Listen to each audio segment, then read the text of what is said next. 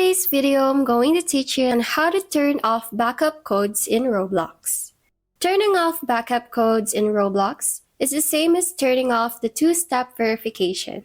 To do that, let's first open the Google browser of our computer, then search for the Roblox website and log into your account. Next, click on the gear icon at the top right corner and select Settings option. In the Settings, go to the Security section. In here, you'll see the two-step verification.